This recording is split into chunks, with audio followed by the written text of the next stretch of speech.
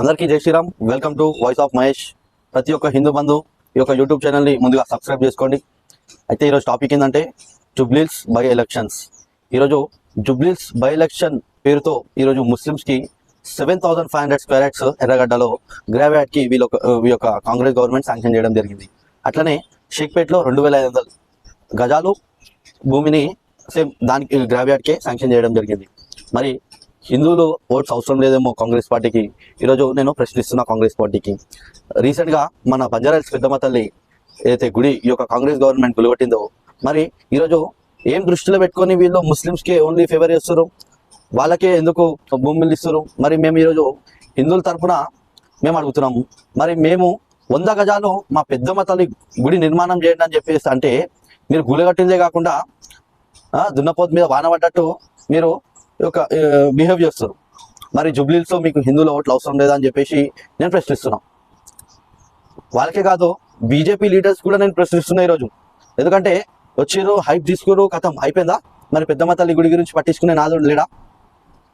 ఈరోజు జుబ్లీహిల్స్ ఎలక్షన్స్లో మేము హిందూస్ ప్రతి ఒక్క హిందూ బంధుకి గడప గడప తిరుగుతాం. ఎవరైతే మన గుడి కట్టిస్తారో వాళ్ళకి మన ఓట్స్ వేద్దామని చెప్పేసి మేము గడప గడప ప్రచారం చేస్తాం.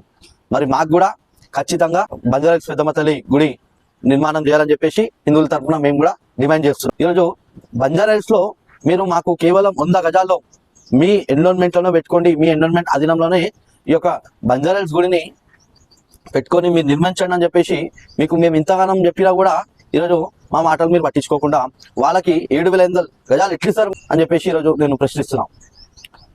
ఈరోజు జుబ్లీహిల్స్లో ప్రతి ఒక్క హిందూ బంధు ఈ విషయాన్ని ఖచ్చితంగా ఆలోచించి మరి మనం ఓట్స్ ఎవరికి వేద్దాం అనేది మీరు ఆలోచించండి. నేనైతే ఒకటే చెప్తున్నా, కాంగ్రెస్ పార్టీకి అయితే అస్సలు ఓట్ చేయకండి. ఒకవేళ కాంగ్రెస్ పార్టీ ఈ జుబ్లీహిల్స్ ఎలక్షన్స్ ముందే గుడి నిర్మాణం చేస్తే కాంగ్రెస్ పార్టీకి ఓట్ చేయండి. లేని పక్షంలో కాంగ్రెస్ పార్టీని బొందబెట్టే టైం వచ్చింది. కాబట్టి ప్రతి ఒక్కళ్ళు ఆలోచించండి. ముస్లిమ్స్కి 7,500 స్క్వేర్ యార్డ్స్ ఎర్రగడ్డలో గ్రేవ్యార్డ్కి వీళ్ళు ఇవ్వడం జరిగింది. 7,000 స్క్వేర్ యార్డ్స్ ఎర్రగడ్డలో ఎట్లిస్తారు? మరి జుబ్లీహిల్స్లో ఎలక్షన్స్ దృష్టిలో పెట్టుకొని మీరు ఇచ్చారు కరెక్టే. మరి బంజారాహిల్స్లో పెద్దమ్మ కూడా ఏం చేసింది మీకు? ఖచ్చితంగా ప్రతి ఒక్క హిందూ బంధువు ప్రశ్నించాలి.